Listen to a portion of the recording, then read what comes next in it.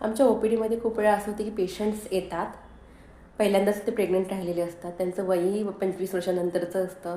दोघंही हजबंड नवरा बायको साधारण 40-50 हजार कमवत असतात, पण ते ॲबॉर्शन करायला येतात. त्यांचं म्हणणं असतं की एक तर कारण असतं आमचं आत्ताच लग्न झालं आहे 2-3 महिन्यापूर्वी, दुसरं कारण असतं आम्ही इकॉनॉमिकली स्टेबल नाही आहे.